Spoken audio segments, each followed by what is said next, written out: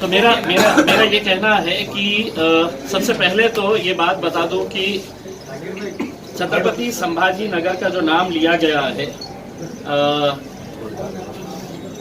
मैं एक सवाल ये करना चाह रहा था कि इतने साल इंतजार करे थे, अगर G20 इतना ही इम्पोर्टेंट इवेंट था तो एक 4 दिन रुक जाते। मैंने अपनी प्रतिक्रिया साफ तरीके से जाहिर की थी कि मैंने हमेशा से ही किसी भी नाम का, सिर्फ औरंगाबाद शहर के बारे में नहीं बोल रहा हूँ, मैं जहाँ जहाँ पर भी नाम बदलने की बात आई है मैंने उसका विरोध किया हूँ, और औरंगाबाद का मैंने शुरुआत से विरोध किया हूँ, आज भी इस बात का मैं विरोध करता हूँ। विरोध करने का मतलब ये नहीं है, और ये चीज़ सभी लोग अपने ध्यान में डाल दे, और जो गलत गलत तरह के कमेंट्स कर रहे हैं वो भी ये बात अच्छी तरीके से समझ ले कि इसका जाति से, धर्म से, मजहब से कोई लेना देना नहीं है। इसको कहीं ना कहीं कुछ मीडिया वाले इसको हिंदू मुस्लिम का इश्यू बनाकर देख रहे हैं। मैं MIM का खासदार होने के बावजूद आपको ये कहता हूँ कि ये जिला जो है, वो जिला में रहने वाले, चाहे वो हिंदू हो, दलित हो, क्रिश्चियंस, मुस्लिम्स, पारसी, सिख, ये सभी मेरे चुनावी क्षेत्र के अंदर आते हैं और सभी लोगों का मैं प्रतिनिधित्व करता हूं।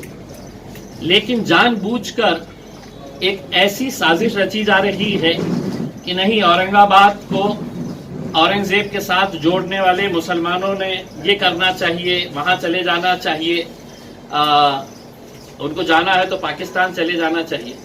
देखिए, मैंने हमेशा से ये बात कही है कि छत्रपति शिवाजी महाराज हो, छत्रपति संभाजी महाराज हो, फुले हो, शाहू हो, अंबेडकर हो, मौलाना अबुल कलाम आजाद हो, ये सभी महापुरुष थे, और इनको आप ये कहेंगे कि मैं एक शहर का नाम देकर बड़ा कर रहा हूं, तो ये आपकी सोच है। ये पहले से ही बहुत बड़े हैं। इसमें आप इनको एक नाम किसी शहर का, किसी रेलवे स्टेशन का, किसी सड़क का देकर ये समझ रहे हैं कि हम इन्हें बड़ा कर रहे हैं करके, ये आपकी गलत सोच है करके। अब अगर छत्रपति संभाजी महाराज के नाम से अगर हमारे औरंगाबाद शहर के लिए नोटिफिकेशन निकाला गया है कि किसी एक महान व्यक्ति के नाम के ऊपर हम इस शहर का नाम देना चाह रहे हैं, तो मैं कुछ सुझाव देना चाह रहा हूं महाराष्ट्र सरकार को, केंद्र सरकार को। केंद्र में भी आपकी सरकार है, महाराष्ट्र के अंदर भी आपकी सरकार है। एक सवाल यह है कि मुझे जितने भी ज्ञानी लोग हैं इस महाराष्ट्र के अंदर, उन्होंने ये समझाकर बताए कि छत्रपति संभाजी महाराज का और औरंगाबाद का क्या और कैसा ताल्लुक था। ये हमको बताने की कोशिश करें कि अगर किसी का कुछ कनेक्शन अगर है तो आप हमको बता दीजिएगा, हिस्टोरिकली इनका ये कनेक्शन रहा है करके। वो महान है, इसके अंदर कोई दो राय नहीं हो सकती है। लेकिन अगर महानता के नाम के ऊपर अगर आप किसी शहर का नाम बदल रहे हैं, तो मैं कुछ सुझाव महाराष्ट्र की सरकार को देना चाहता हूं। 4 महाराष्ट्र के जो प्रमुख शहर हैं, उन शहरों के नाम को भी आप फिर बदलें। मैं सुझाव देता हूं कि कोल्हापुर का जो नाम है, कोई मतलब नहीं निकलता है उसका, लेकिन कोल्हापुर के अंदर छत्रपति शाहू महाराज का बहुत बड़ा योगदान है। छत्रपति शाहू महाराज ने सभी समाज के लोगों को लाकर एक समाज परिवर्तन का जो उन्होंने काम किया है, वो काबिल तारीफ काम है। तो आप कोल्हापुर का नाम बदलकर छत्रपति शाहू नगर रख दीजिएगा। अगर आपको सही मानों में सभी महापुरुषों के नाम के हिसाब से अगर आपको देना है, जैसा आप औरंगाबाद के अंदर आर्ग्यू कर रहे हैं, और आपका जो आर्ग्यूमेंट है उस बेसिस के ऊपर, तो पूना का नाम पहले पूना हुआ करता था, उसको तुमने कहा कि नहीं हम पूना नहीं रखेंगे, इसको पुणे कर देंगे, तो पूना का पुणे हो गया है। पुणे का क्या अर्थ होता है? तो कोई अर्थ नहीं होता है, लेकिन पुणे की एक अपनी पहचान है, और वो पहचान है फुले नाम से। फुले नाम से इसलिए है कि ज्योतिबा फुले, सावित्रीबाई फुले दोनों ने ही वहां पर फुलेवाड़ा है, पहली जो शिक्षण संस्था जो शुरू की गई थी, जिसकी वजह से आज पूरे देश में जो हमारी महिलाएं, हमारी बच्चियां पढ़ रही है, वो फुले के नाम से। तो पुणे का नाम बदलकर आप उसका नाम है तो फुले नगर रख दीजिएगा, और फुले नगर भी नहीं रखना चाहते हैं तो सिर्फ पुणे की जगह फुले कर दीजिएगा, ताकि अंतर्राष्ट्रीय स्तर के ऊपर है तो फुले का नाम पहुंचे और लोगों को पता चले कि महाराष्ट्र के अंदर ज्योतिबा फुले थे, सावित्रीबाई फुले थे, जिन्होंने है तो शिक्षा को बढ़ावा देने के लिए उन्होंने ये किया है। अब अगर महान पुरुषों के नाम के ऊपर अगर नाम रखना ही है, जैसा आप मेरे शहर का, मेरे जिले का रखना चाह रहे हैं, तो एक सुझाव मैं आपको ये देता हूं कि डॉक्टर बाबा साहब अम्बेडकर ने संविधान दिया इस देश को। नागपुर शहर के अंदर उनकी दीक्षा भूमि है, जहां पर उन्हें बुद्धिज्म को स्वीकारा है। तो नागपुर शहर का नाम आप बदल के डॉक्टर बाबा साहेब नगरी रख दीजिएगा, ताकि दुनिया को पता चले कि डॉक्टर बाबा साहब ने यहाँ पर दीक्षा भूमि के अंदर बुद्धिज्म को स्वीकारा है करके। तो आप रख दीजिएगा। और सबसे आखिर में, मुंबई हमारी राजधानी है, अंतर्राष्ट्रीय दर्जे का शहर है मुंबई। बॉम्बे को आपने मुंबई किया, मुंबई का कुछ अर्थ निकलता है तो नहीं निकलता है उसमें। लेकिन अगर महापुरुषों के नाम के ऊपर अगर शहरों के नाम रखना है तो छत्रपति शिवाजी महाराज के नाम के ऊपर आप मुंबई शहर के नाम को बदलिए, ताकि अंतर्राष्ट्रीय स्तर के ऊपर है तो हम छत्रपति शिवाजी महाराज को पहुंचाने का काम कर सके। तो मैं मुंबई को जो है वो छत्रपति शिवाजी राजे महानगर ये बनाने का सुझाव मैं देता हूं। उसमें हमारे पास मालेगांव है, मालेगांव का कोई मतलब नहीं है, शहर बढ़ गया है, अब उसको अभी भी गांव के नाम से है। तो मालेगांव का नाम जो है वो मौलाना आबाद, मौलाना आजाद साहब जो थे, मौलाना आजाद साहब की जगह पे मालेगांव का नाम जो है वो मौलाना आबाद रख दीजिएगा। उसमें एक सवाल मेरे मन में ये भी है कि आप जब नाम रख रहे हैं तो उसका कुछ ना कुछ एक हिस्टोरिकल रेलिवेंस होना चाहिए। मैं भी मानता हूं कि 1600 सदी में 1600 के अंदर इस शहर का नाम जो है वो खड़की हुआ करता था। फिर मलिके अंबर आए। अब मलिके अंबर का योगदान क्या रहा है कि जो आज जो कूद रहे हैं, इनके बाप दादाओं को पानी पिलाने का काम किसी ने किया था तो मलिके अंबर की उस नहर ने किया था। मलिके अंबर ने इस शहर को सिर्फ पानी ही नहीं पिलाया, बल्कि इस शहर के विकास के अंदर मलिके अंबर का बहुत बड़ा योगदान था। लेकिन इसके बावजूद क्या हमने कभी कहा था कि साहब आप नाम है तो ये कर दीजिएगा, क्योंकि ये इस तरह की घटिया राजनीति ना हमने किए है और ना आगे करेंगे हम उसमें। लेकिन अगर रखना था तो यही सेना, भाजपा, कांग्रेस, एनसीपी वालों की तरफ से ये सुझाव आना चाहिए था कि भाई ये शहर को बसाया था 1633 के अंदर मलिके अंबर ने, तो हम इस शहर का नाम है तो क्या मलिके अंबर के नाम से हम रख सकते हैं कि अंबराबाद ये शहर का नाम हो सकता है। अगर शहर का ही नाम क्या अगर आप ये कहेंगे कि नहीं पहले नाम बदले हुए हैं, तो खड़की नाम के ऊपर क्यों नहीं विचार किया गया कि खड़की नाम भी पहले था, हम उसको पुराना खड़की है तो हम रखना चाहते हैं करके। उसमें महज एक बाला साहब ठाकरे औरंगाबाद में आते हैं, अपनी राजनीति की दुकान यहाँ पर उन्हें चलाना था, अपने को यहाँ पर गढ़ बनाना था, तो आप ये बोलकर चले जाते हैं कि मैं ये शहर का नाम है तो संभाजी नगर रखूंगा करके। और उसके बाद से तकरीबन 30-35 साल जो है आप अपनी घटिया राजनीति जो है वो इसी मुद्दे के ऊपर लेकर चले हैं कि आपको हमारे को ये करना है। भारतीय जनता पार्टी से मैं एक सवाल करना चाहूंगा, से महाराष्ट्र के अंदर आपको एक्सेप्टेबल नहीं है, बिहार के अंदर आपको एक्सेप्टेबल है। बिहार के अंदर एक औरंगाबाद है और उस औरंगाबाद शहर का जो खासदार है वो भारतीय जनता पार्टी का है, मेरे साथ ही बैठता है, भारतीय जनता पार्टी का खासदार है वो। तो बिहार का औरंगाबाद तुमको चलेगा, औरंगाबाद महाराष्ट्र का नहीं चलेगा आपको। तो ये जो दुटप्पी आपकी जो भूमिका है उसके ऊपर हमने सवाल उठाए हैं।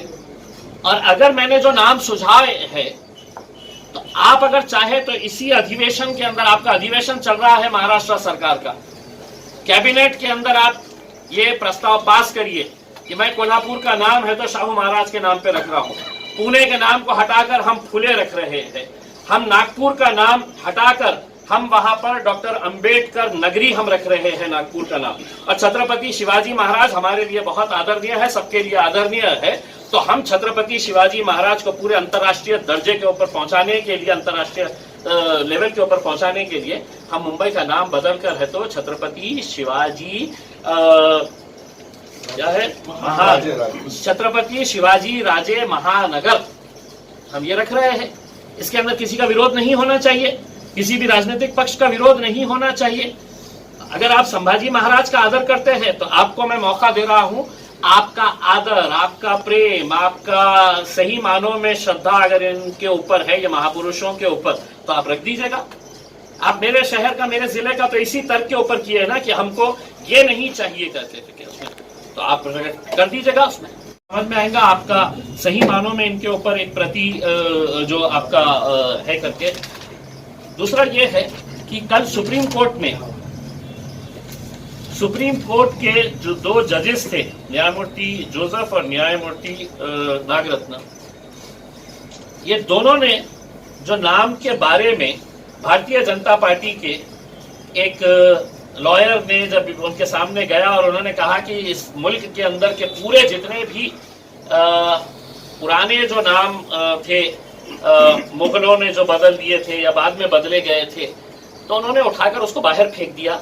लेकिन सुप्रीम कोर्ट ने जो कमेंट्स किया है, जिसको आज बहुत सारे न्यूज़पेपर्स ने बहुत अच्छे तरीके से लिया है, दिव्य मराठी की कॉपी मेरे सामने है, कि उन्होंने क्या कहा है, ऐतिहासिक शहरांच्या नामांतरासाठी आयोग स्थापनावर सुप्रीम कोर्ट म्हणाले मुद्दे जिवंत ठेवून देश खदखदत ठेवण्याचा हेतू आहे का, ये सुप्रीम कोर्ट ने कहा है। एक सवाल मेरा महाराष्ट्र की सरकार, केंद्र की सरकार से है, एक मैटर जब सबजुडिस होता है तो आप कोई फैसला नहीं कर सकते हैं, आपको ये कहना पड़ता है उसके अंदर कि मैटर इज सबजुडिस, वो चाहे देश के किसी भी हाई कोर्ट के अंदर हो या सुप्रीम कोर्ट के अंदर हो, तो कोई भी सरकार इसके ऊपर फैसला नहीं कर सकती है। हाई कोर्ट मुंबई के अंदर औरंगाबाद और उस्मानाबाद के नाम के ताल्लुक से एक केस चल रहा है, मैटर सबजुडिस है, तो अदालत के अंदर मैटर चलने के बावजूद भी क्या आज केंद्र सरकार और राज्य सरकार ये एक संदेश देना चाह रहे हैं कि अब इस मुल्क के अंदर डेमोक्रेसी नहीं है, रूल ऑफ लॉ नहीं है, इस मुल्क के अंदर अब हुक्मशाही है, और केंद्र सरकार ने अगर जीआर निकाल दिया, नोटिफिकेशन निकाल दिया है, तो अदालत में चलते रहो, हम अदालत को मानने वाले नहीं है, हम अदालत को गिनने वाले नहीं है करके। इस फैसले के बाद आपने जो जीआर निकाला है, उसके जरिए कहीं ना कहीं आपने अदालतों को ये बताने की कोशिश की है कि तुमसे सुप्रीम हम है करके, हम फैसला करेंगे और तुमको मानना पड़ेगा। फिर अदालत के अंदर जाने की जरूरत ही नहीं है, लोग अदालत के अंदर जाना ही नहीं चाहिए, अदालतों के अंदर इंसाफ मांगने की कोई बात होनी ही नहीं चाहिए। अगर यही सब आपको करना है तो उसमें हमें इख्तियार है, और हमें का मतलब ये है कि औरंगाबाद में रहने वाले उन लोगों को इख्तियार है जो इस फैसले से खुश नहीं है। वो लोग आज मुझे भी कॉल करते हैं, मुझे भी मैसेजेस डालते हैं, और ये चंद मीडिया वालों की सोच हो सकती है कि साहब ये हो गया है तो अब इसके अंदर आपको भी मानना पड़ेगा। मैं नहीं मानूंगा, तो आप क्या करेंगे मेरा? मैं तो ये कहूंगा कि इस फैसले से कहीं ना कहीं आप समाजों के बीच में जो दरार पैदा करने की कोशिश कर रहे हैं। अब अगर मैं नाम के साथ लूं किसी चैनल्स का कि उनकी जहनियत, उनकी मानसिकता, उनकी सोच कैसी हो गई है कि इसने वो किया है, और आपने फौरन दूसरे दिन से अपना नाम लगाना शुरू कर डाले, ये पत्रकारिता कर पाएंगे? ये तो सिर्फ समाज के अंदर तेढ़ निर्माण करने का काम कर रहे हैं। भाई कानून के हिसाब से हो जाएगा जिस दिन पूरी तरीके से उसमें, तो हमको भी आखिर में मानना ही पड़ेगा उसमें। लेकिन आज जब मेरे पास ये इख्तियार है कि मैं अदालत में जाऊं, इसको चैलेंज करूं, इसको चैलेंज करने के बाद अगर सुप्रीम कोर्ट अगर ये मानता है कि नहीं आपको ये मानना पड़ेगा करके, तो आखिर में हमको भी कहीं ना कहीं, लेकिन जब मेरे पास ये ऑप्शंस है डेमोक्रेटिक वे के अंदर कि मैं इसका प्रोटेस्ट कर सकूं, और प्रोटेस्ट का मतलब यह है कि मैं सड़क के ऊपर भी उतरूं, मैं अदालती कार्रवाई भी करते रहूं करके। अब सुप्रीम कोर्ट के अंदर, हाई कोर्ट के अंदर मैटर चल रहा है, तो राज्य सरकार है तो एक नोटिफिकेशन निकाल देता है कि तुम 27 तारीख तक है तो अपना ऑब्जेक्शंस ये करो। अब जब ऑब्जेक्शंस अगर आप मंगा रहे हैं तो महानगर पालिका किस बुनियाद के ऊपर है तो रात में है तो साइन कर देता है। भाई जब तक है तो आपके पास फाइनल अथॉरिटी नहीं आ जाती है कि ना ऑल डोर्स आर क्लोज्ड, सब रास्ते बंद हो चुके हैं, तब आप करिएगा, उसमें हमारा कोई ऑब्जेक्शन नहीं है इसके अंदर। लेकिन कुछ अधिकारी, कुछ पत्रकार इसके अंदर उतावले क्यों हो रहे हैं? उन अधिकारियों को, उन पत्रकारों को मैं ये कहना चाहता हूं कि इम्तियाज जलील ने 24 साल की जब पत्रकारिता छोड़ी थी तो उसने खुलेआम आकर ये कहा था कि मैं MIM party barrister Asaduddin Owaisi के साथ काम करना चाहूंगा। तुमको अगर ये करने का है तो तुम भी अपने पत्रकारिता का चोला उतारो और जाओ किसी शिवसेना के साथ ज्वाइन कर लो, बजरंग दल के साथ ज्वाइन कर लो, हमें कोई इख्तियार नहीं है। लेकिन जब तक है इस प्रोफेशन के अंदर, इम्तियाज जलील ने पूरी ईमानदारी के साथ उस प्रोफेशन के साथ काम किया है। लेकिन आज हम देख रहे हैं कि कैसे इस मुद्दे को हिंदू मुसलमान किया जाए करके उसमें। क्या आपको लगता है कि तमाम जितने भी नॉन मुस्लिम लोग इस जिले के अंदर है वो इस बात से सहमत है? आप जाइए कमेंट्स के अंदर, किसी ने कुछ लिख रहा है तो कैसा किस तरीके की अभद्र भाषा का इस्तेमाल कर रहे हैं करके। और मैंने क्या गलत किया जो नांदेड़ के अंदर ये लौंडे पुट्टे हैं तो मेरा पुतला जला रहे हैं, मेरे पोस्टर आज कर रहे हैं करके? तुम क्या समझ रहे हैं कि इम्तियाज जलील तुम्हारे है तो ऐसी हरकतों से दबने वाला है करके? मुझे पूरा इख्तियार दिया गया है इस मुल्क के अंदर कि मैं मेरी वॉइस को रेस कर सकता हूं, मैं प्रोटेस्ट कर सकता हूं और मैं करता रहूंगा। हमारा आपसे ये कहना है, G20 का ये जो मामला चल रहा था, आप लोगों ने है तो डॉक्टर करार साहब से पूछा कि इम्तियाज जलील G20 के अंदर ये करने वाले हैं, और मैं चाहता तो कर सकता था, बिल्कुल कर सकता था मैं, क्योंकि ये तो अंग्रेजा 2 दिन के लिए आए हुए हैं। मुझे जिंदगी भर इस जिले के अंदर रहना है, मेरे शहर के अंदर रहना है। और मैं उन तमाम नेताओं को ये कहता हूं कि तुम्हारे लिए ये जो 250 महिलाएं आई है, ये महिलाएं तुम्हारे लिए इंपॉर्टेंट है। हमारे गांव के अंदर रहने वाले वो 1600 स्कूल्स के अंदर पढ़ने वाले वो बच्चे इंपॉर्टेंट नहीं है कि जिनके सर के ऊपर आज भी टीन के शेड के नीचे पड़ रहे हैं। वो करार साहब ने मुझे कॉल करके रिक्वेस्ट किया कि आप ये 2 दिन कुछ मत करिए। पुलिस कमिश्नर ने मुझसे कॉल करके ये रिक्वेस्ट किया कि आप ये 2 दिन मत करिएगा करके। उसके बाद डीसीएम देवेंद्र फडणवीस साहब ने पर्सनली मुझे कॉल करके ये कहा कि इम्तियाज जी आप ये मत करिए। मैं करने वाला था, लेकिन मुझे भी मेरे जिले की फिक्र है।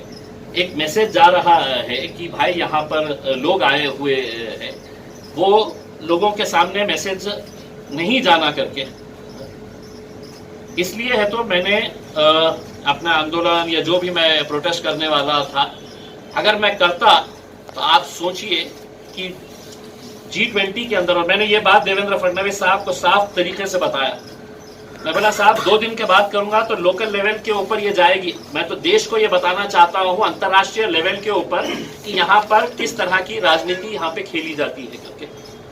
G20 के अंदर है तो आपने अच्छी अच्छी चीजें दिखा दी, लेकिन एयरपोर्ट के बाहर निकलने वाली आपने जो पंडौल से उन झोपड़ियों को, उन छोटे मकानों को आपने ढाका है, तो क्या वो इस मुल्क की सच्चाई नहीं है? आप क्यों उसको ढाके हैं? आप क्यों वहां पर पर्दा लगाकर उसको छुपाने की कोशिश किए हैं कि नहीं हमको ये नहीं दिखाना है करके? आज हिंदुस्तान की हमारी गरीबी में भी हमारी जो है वो हमारी इज्जत छुपी हुई है। गरीब है इसका मतलब ये नहीं है कि हम गरीबी को दिखाएंगे नहीं। हाँ, हमारा मुल्क जो है उसमें गरीब लोग भी बसते हैं जो मेहनत करते हैं, कष्ट करते हैं करके। मैं तो ऑर्गेनाइजिंग कमेटी को यह पूछना चाहता हूं कि वो कहाँ गए थे, कौन सी मस्जिद में गए थे? नूरानी मस्जिद में लेके जाने का किसने फैसला लिया था? किसका फैसला था? नूरानी मस्जिद उनको ख्वाब पड़ा था कि औरंगाबाद में नूरानी मस्जिद है करके? फिर क्यों जामा मस्जिद को नहीं लेके गए हैं? जामा मस्जिद को बाज़ाब्ता इन्फॉर्म किया गया था। आपने गरीबी दिखाना था आपको, तो उस गली के अंदर लेके गए हैं कि जहां पर पानी बह रहा था। और किसके बोलने के ऊपर, किसकी डिमांड थी, मुझे ये बताइएगा। कलेक्टर साहब ने बताना चाहिए कि किसकी डिमांड के ऊपर यहाँ के लोग परेशान हैं कि ये मस्जिद के अंदर कैसा लेके चले गए। आपने जामा मस्जिद के अंदर लेकर आना चाहिए था, आपने दिखाना चाहिए था जो अच्छी मस्जिदें है हमारी। आपको नूरानी मस्जिद लेके जाके आप क्या दिखाना चाह रहे थे उसमें? आपने तो बाकी सब चीजों को ढाक दिए थे। नूरानी मस्जिद को लेके जाने का आपका किसका फैसला था मुझे पता नहीं है, इसके पीछे आपकी क्या साजिश थी मुझे पता नहीं है, क्योंकि कम से कम मेरे से राय लेना चाहिए था कि हम उनको बताए होते कि चलिए साहब, गवर्नमेंट कॉलेज की शाही मस्जिद के अंदर एक खूबसूरत मस्जिद बनी हुई है, जामा मस्जिद है आपकी, वो देखिएगा। पंचक्की की मस्जिद में आपने लेके जाके, तो ये किसने फैसला लिया था मुझे पता नहीं है। लेकिन ये मुद्दे के मामले में मैंने अभी कुछ देर पहले जो पेटिशनर्स है उनके साथ मीटिंग की है। उनकी जो कानूनी लड़ाई है रोड के ऊपर भी लेकर आएंगे, हम रास्ते के ऊपर भी लेकर आएंगे और उसके बारे में भी हम लड़ेंगे। बिल्कुल हमारी नाराजगी हम जाहिर करेंगे। हुकूमत तुम्हारे पास है और ये हुकूमत जो है वो डिक्टेटर के हिसाब से है कि तुमको क्या करने का है तुम करो, हमने ये फैसला कर दिए है करके। तो वो हमारी लड़ाई जो है, हम ये जानते हुए भी कि तुम डिक्टेटर के हिसाब से फैसला लेने वाले हैं। मैं सिर्फ औरंगाबाद की जनता से हाथ जोड़कर, और जो लोग सोशल मीडिया के ऊपर ये दिखाने की कोशिश कर रहे हैं कि ये हिंदू और मुसलमानों का मुद्दा है, तो नहीं है। मैं आपको फिर से एक बात ये कहना चाहता हूं, ये जितने भी महापुरुषों के नाम लिए हैं हम उनका पूरी तरीके से आदर करते हैं, आगे भी करते रहेंगे। उसमें हम इनको बहुत मानते हैं, लेकिन इनके नाम के ऊपर कभी हम राजनीति नहीं करेंगे। अब तुमको अगर सही मानों में इनके बारे में अगर दिल में जरा सी भी जगह है तो इन 4-5 शहरों के भी नाम का प्रस्ताव आप लेके आ जाइएगा। आपकी सरकार केंद्र में भी है, राज्य में भी है, और हमें यकीन है कि इसका कोई विरोध नहीं करेगा। हमारे 2 आमदार हैं, वो दोनों आमदार भी इसका समर्थन करेंगे। कांग्रेस वाले, एनसीपी वालों ने है तो खुलकर आए हैं कि संभाजी नगर का हम औरंगाबाद का समर्थन करते हैं। कांग्रेस और एनसीपी भी इसके लिए कोई विरोध नहीं करेगा करके अब नाम बदलना ही है। तो अब सब अच्छे अच्छे महापुरुषों के नाम के ऊपर शहरों के नाम रखते हैं। विरोध देखिए, मैंने इसके बारे में मीटिंग लिया है। 2 मीटिंग्स मेरे अभी इससे पहले हुए हैं। हम ये है कि हम कभी ना हमने अलग अलग मुद्दों के ऊपर रास्ते के ऊपर आए हैं, हमने मोर्चे निकाले हैं, हमने आंदोलन किए हैं। मैंने अपने लोगों से राय मशवरा लेने की कोशिश किया है। किसी ने कहा है कि हम बंद मनाएंगे, किसी ने कहा है कि हम मोर्चा निकालेंगे, किसी ने कहा कि हम ग्राउंड के अंदर एक बड़ी सभाएं लेंगे, किसी ने कहा है कि हम 1 महीने तक पूरा है तो रिले हंगर स्ट्राइक के ऊपर बैठेंगे, किसी ने कहा कि काले झंडे अपनी अपने गाड़ियों के ऊपर लगाएंगे। तो ये सुझाव आए हैं। अब इसके ऊपर हम जो पार्टी की जो कोर कमेटी है वो बैठेगी और उसके ऊपर चर्चा करके हम यकीनन ये बताएंगे कि हम इन फैसलों से नाराज हैं। हम छत्रपति संभाजी महाराज के बिल्कुल विरोध में नहीं है, पूरी तरीके से हम उनका आदर करते हैं, लेकिन इसको कोई जातिवादी मुद्दा ना बनाए। दूसरा, मैं आपके जरिए तमाम नौजवानों से, चाहे वो किसी जात, धर्म और मजहब के हो, आप सोशल मीडिया के ऊपर ऐसी कोई पोस्ट नहीं डालें जो किसी महापुरुष के विरोध में जाती है। मुझे आज बताया गया है कि किसी कॉलेज के अंदर कोई एक मुद्दा हुआ है करके। मैं वो नौजवानों से भी अपील करना चाहूंगा कि अपना शहर है, अपना जिला है, ठीक है, ये आपके ये हुआ है, आप इससे नाराज होंगे, खफा होंगे, लेकिन उसको एड्रेस करने के दूसरे रास्ते हैं। हमारे को इस शहर के अंदर अमन, शांति, भाईचारगी जो है वो बनाए रखने का है, क्योंकि मेरे को और आपको सबको साथ में रहने का है। तो ऐसी कोई भी सोशल मीडिया के ऊपर पोस्ट ना डाले कि जिसकी वजह से समाजों के अंदर या उसके ऊपर कोई लोग एग्रेशन के अंदर आके गलत तरह की बयानबाजी करेंगे। डॉक्यूमेंट्स का क्या करें, किस तरह चेंज करें, या फिर देखिए, एक बात आप ये समझ ले कि सरकार ने ये जो फैसला लिया है, अब इसके ऊपर आपका पासपोर्ट है, आपका आधार कार्ड है, आपका पैन कार्ड है, इसके ऊपर जो करोड़ों रुपया खर्च होने वाला है, ये जो है वो जब्ता करवाने वाली है। मैं ये कहना चाहूंगा कि आपको, मैं आज के दिन है तो खास मेरे तौर के ऊपर मैंने है तो ये निकलवाने लगाया हूँ कि जिन जिन लोगों ने इस बात का समर्थन किया है, मैंने जब ये 1600 स्कूल्स के बारे में सर्वे करने की बात करी थी तो डीपीडीसी मीटिंग के अंदर उन्होंने रिप्लाई करके दिया था कि ये स्कूल्स अगर हमको बनाने का है तो उसमें गांव वालों ने लोक वर्गनी करके कुछ कंट्रीब्यूशन देना, तो सरकार अपना पैसा देगी तो वो टीन शेड हटेगा करके ये लिखित के अंदर उन्होंने दिए हैं। मेरे पास ये है। तो गांव वालों ने लोकवर्गनी करके अपने स्कूल के बच्चों के लिए आप लोकवर्गनी मांग रहे हैं, और शहर के अंदर अब सभी लोगों को जो लाइन में खड़े रहना है, आधार कार्ड बदलना है, पैन कार्ड बदलना है, अपने जेब से पैसे लगाने का है करके, उसमें आप लोकवर्गनी की जगह आप घुमरे साहब ने पैसा देना चाहिए कि मैं दूंगा, कंट्रीब्यूट करूंगा क्योंकि मैं नाच रहा था सबसे ज्यादा।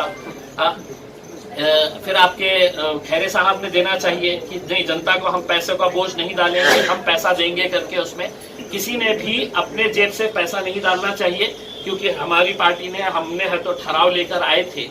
तो ये पैसा मैं चाहूंगा कि जिन जिन लोगों ने इसका समर्थन किया था, वो लोगों ने है तो अपने जेब से पैसा डालकर लोगों को फॉर्म्स मंगाना चाहिए कि तुम्हारा पासपोर्ट के पैसे भी हम ही भरने वाले हैं, तुम्हारे आधार कार्ड के भी पैसे हम ही भरने वाले हैं। जो जो लोग हैं तो इसके अंदर जश्न मना रहे थे, वो सभी लोगों ने अपने जेब से पैसा डाले करके, क्योंकि इसके ऊपर एक रिपोर्ट मेरे हिसाब से एक चैनल के ऊपर आई है जिन्होंने बताया है कि तकरीबन एक छोटे शहर को बदलने के लिए 200 से 300 करोड़ रुपए लगते हैं।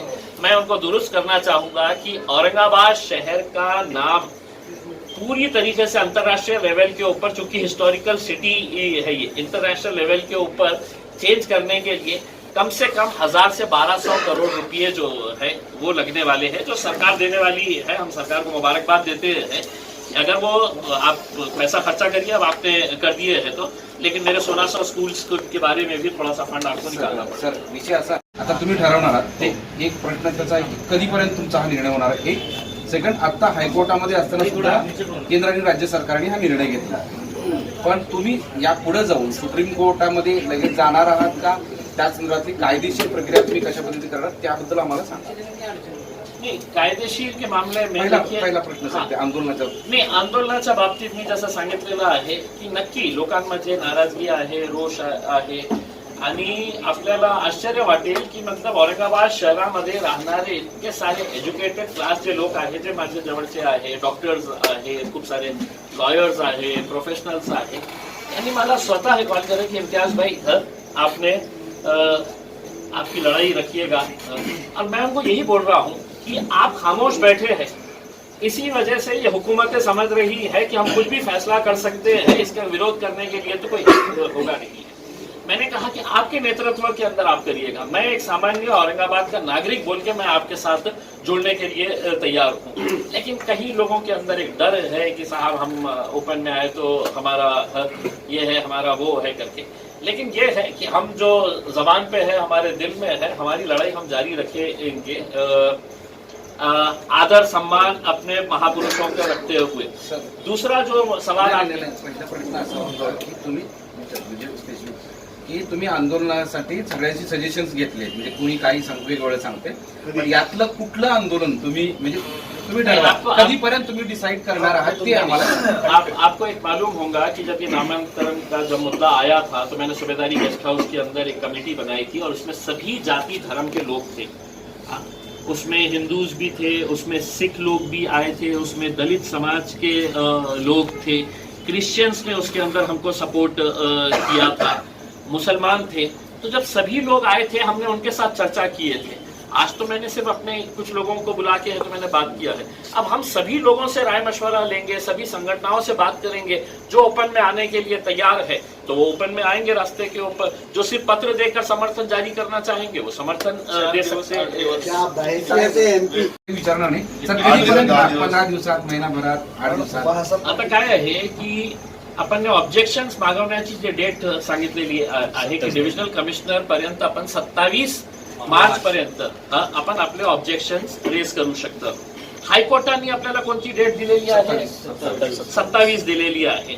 म्हणजे 27च्या अगोदर जे काही करायचं आहे, आमच्याकडे फायनल जे लास्ट बॅटल जे म्हणतं ना, ते लास्ट बॅटल 27 पर्यंतच आहे. तर 27च्या अगोदरच आम्ही करणार, प्लॅन करून करणार, मोठा करणार, आणि किती लोक येते. म्हणजे पुन्हा हे असं नको व्हायला पाहिजे की हे MIMचा मोर्चा आहे.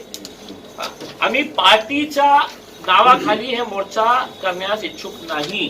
आम्ही औरंगाबादकर म्हणून हे सगळ्या लोकांना आम्ही सोबत घेण्यास इच्छुक आहे. सर, सुप्रीम कोर्टामध्ये जी याचिका दाखल केली होती नावं देण्यासाठी त्यासाठी, सुप्रीम कोर्टाने जी टिप्पणी केली ती फार महत्वाची आहे. त्याच्यामध्ये असं महत्वाची गोष्ट अशी आहे की जुना इतिहास जिवंत करण्यासाठी आताची पिढी डिस्टर्ब करू नको किंवा आता सौंदर्याचं वातावरण खराब होईल.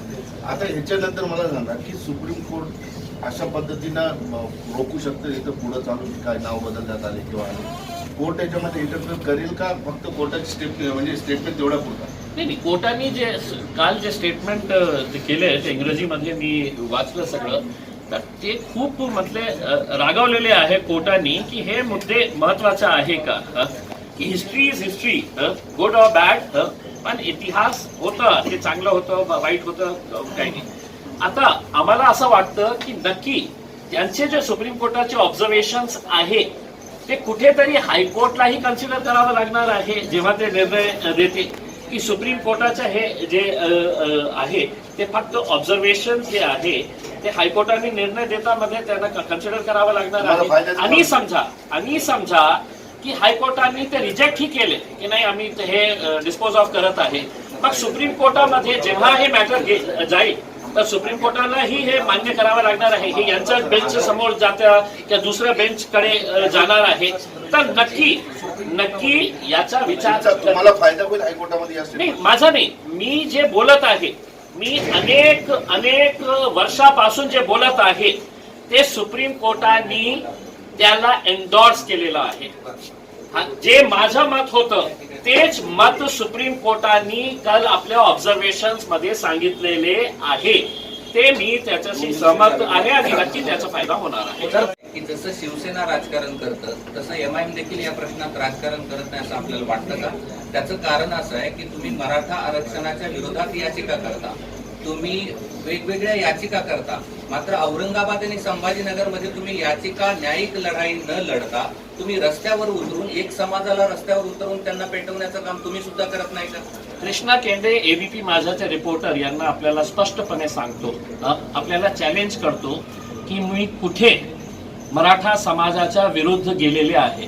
आता कृष्ण केंडे साहेब, आपण ऑन एअर हे सांगितलेले आहे. आता तुमची जबाबदारी आहे की तुम्ही मला सांगा की मध्ये मी कोणत्या, एक सेकंड, तुम्ही कारण खूप गंभीर, तुम्ही मराठा आणि मुसलमानामध्ये तेढ निर्माण करण्याचं काम करत, तुम्ही दाखवा मला. आता मी प्रेस कॉन्फरन्स पुढे घेऊ जाणार नाही, तुम्ही मला सांगा. नाही, मी प्रेस कॉन्फरन्स घेणार नाही, हे मी नाही, इंडिव्हिज्युअल नाही, हे तुम्ही समाजामध्ये तेढ निर्माण करण्याचं काम करत आहे. सांगा मला कुठे मी गेलो होतो? मी नाही, तुम्ही काय सांगितलं की मी मराठ्यांच्या विरोधात गेलो होतो? एक मिनिट, आपण लगेच याचिका नाही, लगेच नाही, मी पुढचा प्रश्न घेणार नाही. हे समाजामध्ये तेढ निर्माण करण्याचं काम जे होत आहे, मी मुस्लिम नाही साहेब, मी सुरुवातीला हे सांगितलेलं आहे की या राज्यामध्ये एक असा चित्र निर्माण करण्याचा प्रश्न येत आहे की आम्ही छत्रपती संभाजी महाराजांचा विरोध करतो आणि ओपनली तुम्ही मला प्रश्न विचारता की मी मराठ्यांच्या विरोधात गेलो होतो. मी अनेकदा हे प्रेस कॉन्फरन्स मध्ये सांगितलेलं आहे की मराठा समाजामध्ये अनेक असे परिवार आहे की ज्यांना हे मिळायला पाहिजे, रिझर्वेशन मिळायला पाहिजे. मी गेलो होतो मुस्लिम समाजाच्या विरोधात, मुस्लिम समाजाला मिळायला पाहिजे याच्यामध्ये गेलो होतो. पण काय झालं त्याच्यामध्ये की माझ्यावर असं प्रेशर आणण्यात आलं होतं की तुम्ही जोपर्यंत मराठ्यांच्या नाही, मी चॅनलच्या बाबतीत हे नाही, मी पेटिशन केलं होतं. तुमचाच इंटरव्ह्यू आहे. काय बोललो मी?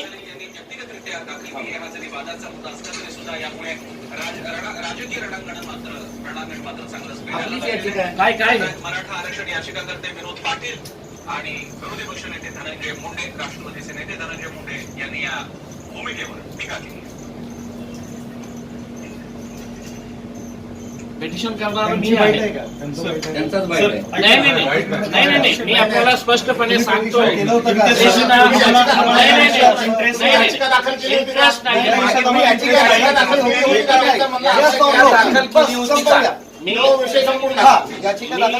मी मुसलमानांना रिझर्वेशन मिळायला पाहिजे या पेटिशन मध्ये मी स्पष्टपणे सांगितलं होतं की मुसलमानांची काय अवस्था आहे. महमूदुर रहमान हे जे कमिशन्स होते त्यांनी काय रिपोर्ट दिलेली आहे ते सांगितलं होतं मी त्या माझ्या पेटिशन मध्ये. पण मला असं सांगण्यात आलं होतं की तुम्ही मराठ्यांचा विरोध केलं तरी आपल्याला मुस्लिमांचा, मी म्हटलं की नाही, आम्ही मराठ्यांचा विरोध करणार नाही. मराठ्यांना मिळत असेल तर त्यांना मिळू द्या, आम्ही आमची वेगळी फाईट करणार आहे. आपण नंतर ती याचिका घेतलं मी हेच कारणाने घेतली की कारण हे पेटिशन मध्ये असं चित्र निर्माण करण्याचा आणि आर्ग्युमेंट्स मध्ये असं की मराठ्यांना आपण कशाला देतो, मुसलमानांना द्यायचं असेल तर मराठ्यांचा कॅन्सल करा. मी म्हटलं नाही, मी तसं करणार नाही. मी पेटिशन विड्रॉ केली याच कारणाने. आणि अनेक माझे इंटरव्ह्यूज आहेत, माझे तुम्ही युट्यूबवर जाऊन बघा की किती इंटरव्ह्यूज आहेत. त्याच्यामध्ये मी चॅनल्सला इंटरव्ह्यू दिलेले आहे की मराठ्यांच्या रिझर्वेशनच्या बाबतीत आम्हाला 1% ही आक्षेप नाही होता. आणि कशाला करू मी, मलाही माहित आहे की सर्व समाजामध्ये खूप मोठे लोक आहेत, खूप पैसेवाले लोक आहेत, असं नाही आहे. मी हे म्हटलं होतं की मराठा समाजामध्ये शरद पवार साहेबांनी मराठ्यांचं नेतृत्व केलं, किती मराठ्यांना मदत केलेली आहे. अजितदादांनी किती लोकांना केलेली आहे. विखे पाटीलने किती, पतंगराव कदमांनी किती लोकांना मराठा समाजाला वर करण्यासाठी. पण काय आहे की हे जे काँग्रेसची मुदत दिलेली आहे, तर त्याचे आक्षेप घेण्याच्या संदर्भात काय काय पावलं उचललं जाणार आहेत आपल्याकडून? नाही, आता 27 तारखेपर्यंत जे आक्षेप येण्याचं जे काय मुद्दे राहतील त्याच्यामध्ये? नाही, मुद्दे काय आहे की आम्ही सोबत बसणार आहे. आता अनेक लोक आम्हाला ते हे पाठवतो, ते जे GR निघाले ना की तुम्ही आक्षेप पाठवू शकतो, तर अनेक लोक आम्हाला विचारतात आणि मलाही माहित नाही आहे की आपण आक्षेप कशा प्रकारे द्यायचा आहे.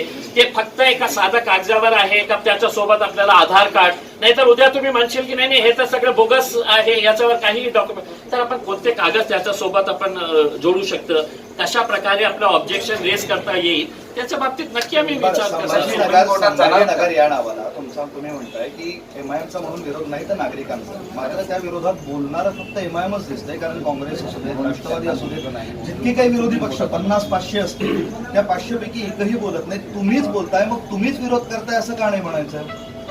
MIM म्हणूनच तुम्ही MIMचे खासदार आहात औरंगाबाद सोबतच, तर तुम्हीच विरोध करताय, तुम्हीच बोलताय, हा प्रश्न आहे. मी औरंगाबाद मध्ये जन्म घेतलेला आहे. एका शहराशी आपला एक इमोशनल अटॅचमेंट असतं आणि त्या इमोशनल अटॅचमेंट मधून तुम्ही आज MIM सोडलंही की मी MIMचा खासदार किंवा MIMचा महाराष्ट्र अध्यक्ष मी नाही राहिला असता, एक सामान्य औरंगाबादकर म्हणूनही मी हे स्टँड घेतलं असतं जे आज मी माझ्या, हे समजा एक कोइन्सिडन्स आहे की मी एका पक्षाचा खासदार आहे, पण मी एक इंडिव्हिज्युअल असतं, एक सिटीजन असतं, तरीही माझा स्टँड तेच राहिलं असतं की मी याचा विरोध केला असता. आणि मी फक्त याचा विरोध करत आहे हे नाही आहे. मी अनेकदा हे सांगितलेलं आहे की आपल्या समाधानासाठी, आपल्या घाणेरड्या राजनीतीसाठी तुम्ही काय काय निर्णय घेतलेले आहे या देशामध्ये. मुघल गार्डन्स कोणी तयार केले होते? मुघल गार्डन्सची आता जे नाव चेंज करण्यात आलेलं आहे दिल्लीमध्ये, फक्त आपल्या संविधानासाठी. हिस्ट्री विल ऑलवेज से की मतलब मुघल गार्डनच्या जेव्हा तयार करण्यात आलं होतं त्याचा उद्देश काय होतं? व्हिक्टोरिया टर्मिनसची छत्रपती शिवाजी महाराजांच्या काही देणं घेणं नाही आहे. VT टर्मिनस ज्याला आपण म्हणायचं, पण आपल्या समाधानासाठी की नाही आपल्याला हे नाव पटत नाही, अंग्रेजांची आठवण येतं, तर आपण ते बोर्ड काढतो आणि त्या बोर्डवर आपण VTचं नाव काढतो आणि तिथे आपण छत्रपती शिवाजी टर्मिनसचं नाव देतो. पण इतिहासामध्ये याची नोंद हेच असणार आहे की या स्टेशनचा छत्रपती शिवाजी महाराजांचं काही देणं घेणं नाही होतं. पण एका राजनीतीसाठी आपल्याला अंग्रेजांची आठवण येऊ नये करते मग आपल्याला पाळायचेच असेल. आणि हे जे तुम्ही सगळं सांगताय ही तुमची वैयक्तिक मतं असू शकतात ना. आज पार्टी म्हणून विरोध करताय की मनुष्य म्हणून विरोध करताय? नाही, मनुष्य म्हणूनही आहे आणि पार्टी म्हणूनही आहे. पण सर एक प्रश्न असा आहे की आतापर्यंत याच विषयावर 34 वर्ष 35 वर्ष राजकारण झालं.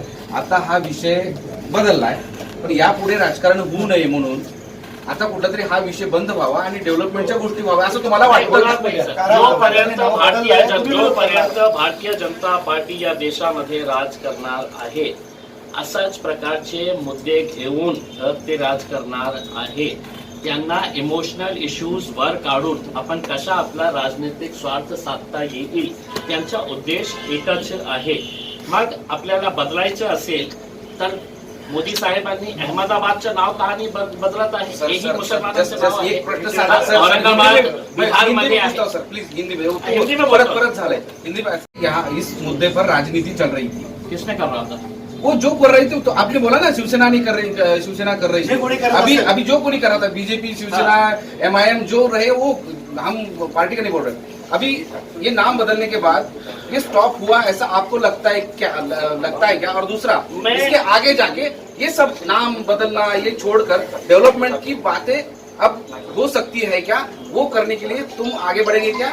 ऐसा हमारा सवाल है. नहीं, आप मुझे ये बोल रहे हैं कि साहब आप क्यों विरोध कर रहे हैं? आप इस देश के अंदर जो फैसले लिए जा रहे हैं आप खामोशी से क्यों उसको एक्सेप्ट नहीं कर रहे हैं? आप इसको स्वीकार क्यों नहीं कर रहे हैं? आप क्यों इसके अंदर कुछ भी आवाज उठा रहे हैं करके? क्योंकि ये मुल्क के अंदर डेमोक्रेसी कहाँ है? डिक्टेटर ने कह दिया है दिल्ली से या मुंबई में बैठे 2 डिक्टेटर्स ने बोल दिया है कि साहब ये होना है तो इम्तियाज जलील तुमने है तो हाँ में हाँ कर देना चाहिए. साहब ये कांग्रेस के गुलाम करते होंगे, ये राष्ट्रवादी कांग्रेस के चापलूसी नेता करते होंगे, ये इम्तियाज जलील नहीं करेगा. जहां पर गलत है तो वहां पर खड़े रहेगा और लड़ेगा. नहीं सर, अब तक उन्होंने सियासत की, अब आप बदलने की सियासत आप शुरू करेंगे. अगर आप शुरू करेंगे और मुझे पसंद नहीं आया तो बिल्कुल लड़ता रहूंगा मैं. आपके इस राय को मैं बिल्कुल नहीं मानूंगा कि नहीं साहब आप खामोशी से एक्सेप्ट कर लीजिए ना. नहीं लड़ूंगा. मैं बाबा साहब अम्बेडकर के संविधान को लेकर चलने वाला आदमी हूं.